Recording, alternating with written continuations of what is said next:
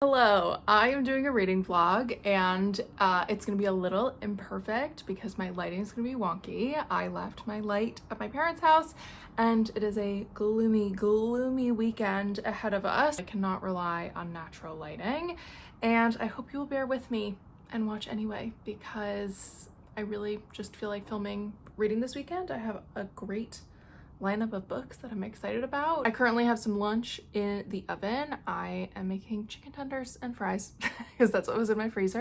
And this morning I have been reading Summer in the City by Alex Astor. So I'm gonna keep reading this while my food finishes defrosting essentially. I am 10 chapters in, 70 pages, and it has finally grown on me. I liked the first chapter and then there was like a good 5 chapters where I wasn't really sure if I was going to be able to enjoy this, and now that we're getting into the like meat and potatoes of this romance, I am enjoying it. I'm gonna get back to reading for a second. After I eat, I'll kind of do a little update on this and show you what else is on deck for the weekend, but I want to like maximize my time, so I will talk to you in a bit.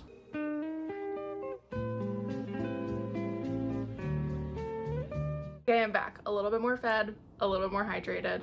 So let's talk about the books that I'm reading this weekend before I get back into it. Starting off, Summer in the City. I read this morning and obviously just now. This is the newest book by Alex Astor. It just came out, I think it came out this week actually. Right at the beginning of the book, we are introduced to Elle and Parker. They both are in a nightclub at the same time. They end up making out in a stairwell and then he insults her by essentially saying that he could like buy her by taking her out to dinner or like on dates and stuff. Right at the beginning of the book, we are introduced to our two main characters, Elle and Parker, and they meet at a nightclub, they make out, and then Parker insults Elle by basically saying that he can like buy her, you know, take her out to dinners and really extravagant dates.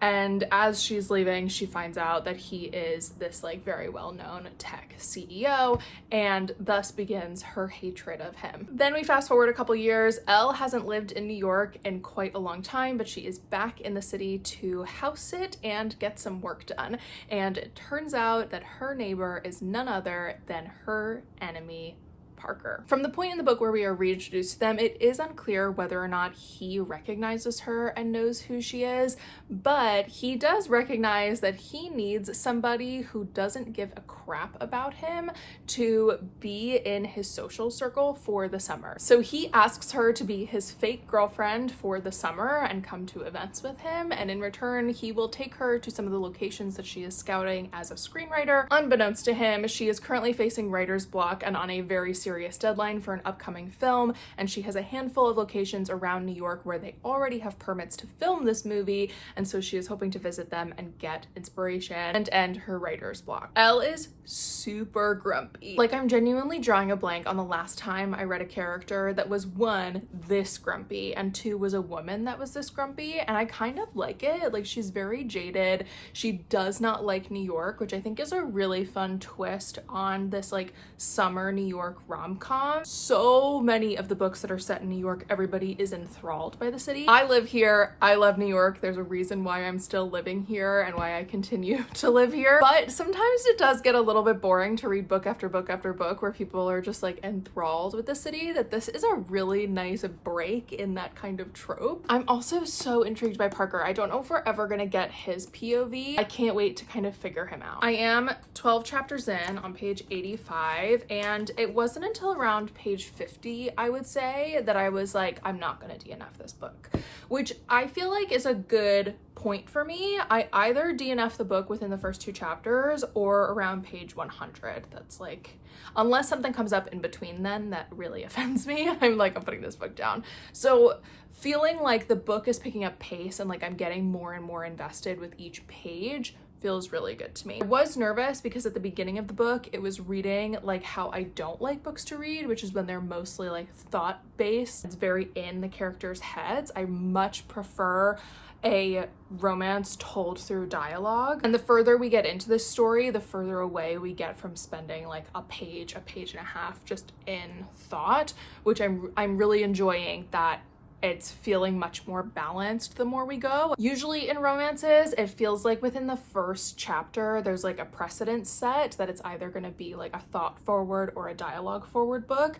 So to see it kind of shifting is exciting. I'm going to keep reading this because I'm into it, but I do have a couple other books on deck. So let's look at these. First is Angie Kills a King by Evan Lycum. I'm on chapter 23 and I would really love to finish this weekend. It comes out next month, I think. Yeah, May. I've been reading it for a while. I've just been feeling very slumpy for a whole host of reasons. So I put this one on the back burner, but I feel like I'm in a big reading mood this weekend. So I'm hoping that I can maybe finish these two. That's my goal. I also have The Arc of Along Came a Moor by Alexis Daria. I'm so excited for this. I started this a couple weeks ago, but I didn't get very far. I just got like a couple, I think I got like 5 chapters in or so, and I was really into it. So I'm excited to also have this one kind of on deck. This one comes out also in May. So I'm not super pressed to finish this, but I would like to get a little bit farther in it this weekend. And I got some very exciting book mail last night. So I am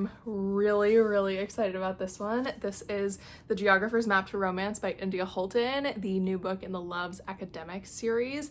And this comes out on Tuesday. So big thank you to my friends over at Berkeley and Penguin Random House for sending me this. I can't wait to read this. I am feeling of two ways. I can't decide whether I want to read The Ornithologist's Field Guide, like reread that and then read this right after it, or whether I want to read this and then potentially go back and read The Ornithologists. I can't decide. So I'm gonna kind of sit with this, especially because I'm on a roll with Summer in the City. So that's all the physical books we've got on deck. I have made some serious headway in Emily Henry's new book, The Great Big Beautiful Life. As always, a big thank you to Libro FM. I'm in their advanced listener copy program, and so that is how I am listening to this book early, and I am thrilled.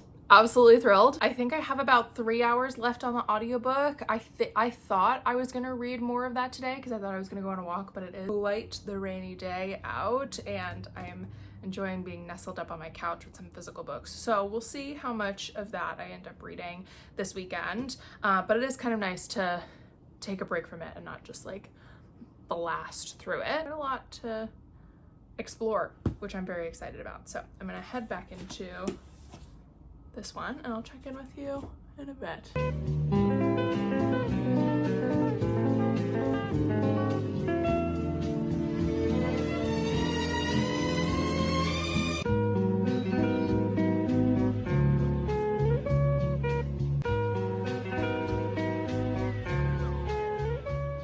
Okay, starting the vlog post-workout. Worked my booty off.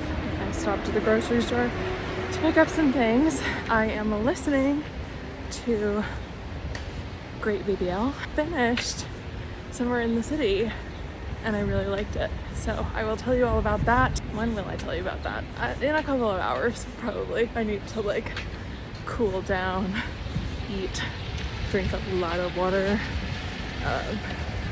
But I really liked it. Hey, the lighting's not too bad.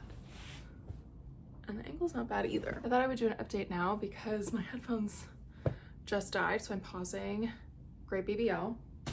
So let's talk Summer in the City by Alex Astor. In my description of the book, I can't remember if I mentioned that Elle is I think I mentioned that she's a screenwriter, but what I probably didn't mention is that she is anonymous. It does get a little confusing about like whether we know her real name or whether the name that we see over and over again is her screenwriter name, or if there's like another name that she screenwrites under. She's never like in in-person meetings. She doesn't go to the premieres. She doesn't have any social media. Like her existence as a person is totally separate from what she writes and produces for work. And it is pretty important to the story, so I thought I would add that in. I was so pleasantly surprised by this book. I read it all day yesterday and I finished it this morning. I had like 3 pages to finish and I really liked it. It totally hooked me. All of the things that I was kind of annoyed about within the first 5 chapters really did resolve themselves, and I found the story to be really compelling to read. I also don't know why it took until like the 5th time she mentioned that he's a billionaire for me to be like, oh my god, it's a billionaire romance. It's a billionaire fake dating New York City romance. When I break it down into that, I'm like, yeah, those are some of my favorite books to read. I love a billionaire romance. And I think what I like the most about this is I was kind of hoping for a dual POV, and I think I will always prefer dual POV in romances, but she makes it very clear what Parker's motivations are. I feel like that is very difficult to do when it is a single POV from the other person. Like, it is very clear to the reader why Parker makes the decisions that he makes, his actions to Elle and the way she perceives them. We like really can see where she is at mentally, and how she is perceiving his actions kind of like differently because of her personal trauma. And I just thought that the way that evolved through the book was done particularly well. I also think I love a good billionaire romance because it adds this layer of fantasy. Like, I am mostly a fantasy reader. I love fantasy books. So when I come into a contemporary romance, having like I wouldn't say he's necessarily like an ethical billionaire, but like he makes a lot of decisions with his money that real life billionaires are not making. And truly, I feel like my only regret about this book is that I read it on such a gloomy day, and it's such a beautiful, like fun, flirty rom-com that it would be the perfect summer romance read, or like spring, like on a really beautiful day outside beach read. Like, it's great for that. Yeah, I had a really fun time reading this. I like actively wanted to read this over watching TV last night. And when a book kind of grips me like that, I'm like, yeah, this was a fun one. This was a fun one. So very happy. This is the first book I have read in April, and it feels like a really great kickoff. Now, Great Big Beautiful Life. I will put the pub date on the screen because I actually can't remember what date is getting published. Again, this is an advanced copy of the audiobook from Libro FM, and the audiobook is narrated by Julia Whalen, who is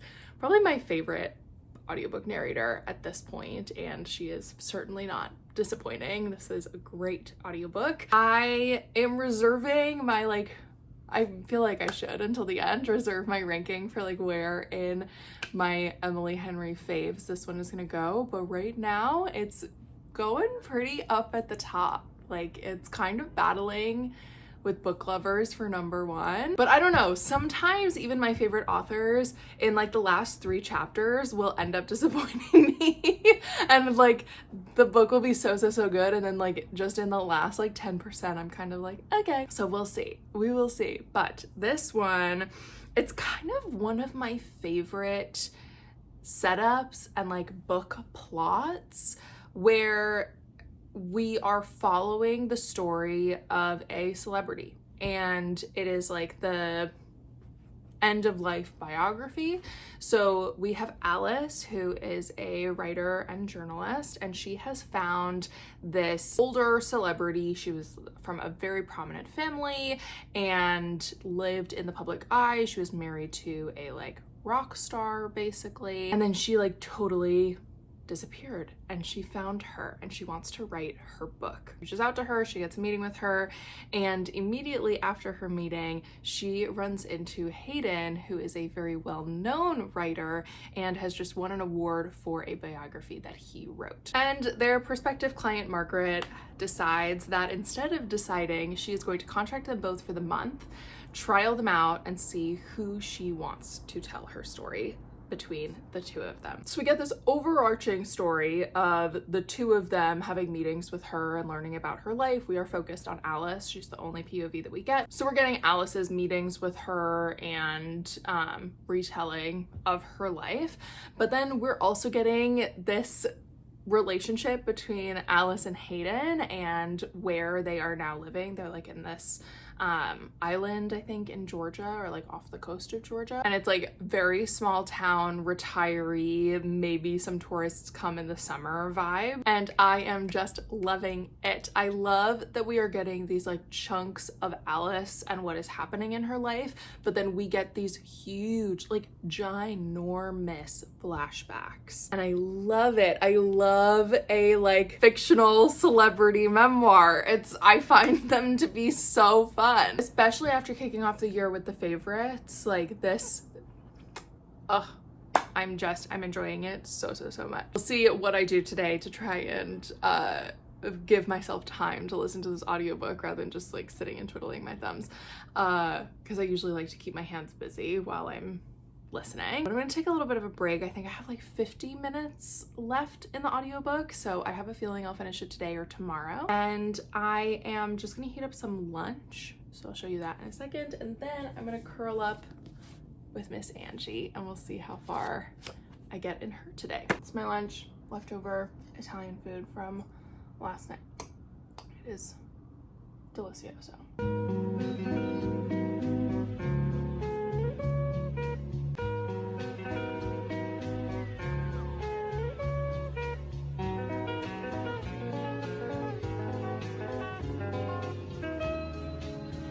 I never finished filming a like final clip for this reading vlog, and it's been like 2 weeks. The video is edited and I've just been waiting for a second to have my light and a moment to get my thoughts together. This was so much fun. I really enjoy doing these reading vlogs. I'm trying to figure out how to balance like chatting, showing my day, talking about the books in a way that's not super spoilery, because obviously I want to get you all excited about them. This reading weekend was so successful. I ended up finishing 3 books in 3 days. I finished Somewhere in the City, as you saw, Angie Kills a King, and then I finished Great Big Beautiful Life.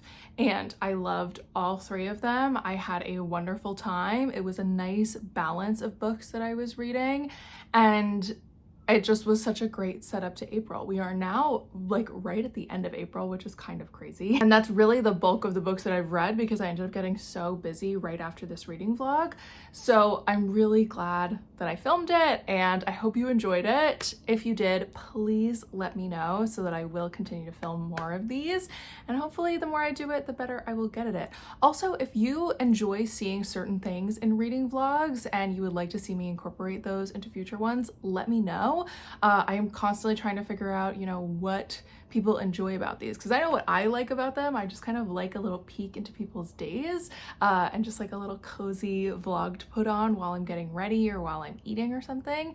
So let me know what you enjoy about them. If you don't feel like waiting for all my YouTube videos, because they are coming kind of infrequently right now, then you can feel free to follow me on my other socials. I am on Instagram, TikTok, and have my bindery, which is where I populate all my bookish content. So if you want all my bookish content in one place and you only want to go to one place and get a weekly newsletter about what I'm posting about, you can follow me on Bindery. That is everything for this video. I hope to see you in the next one.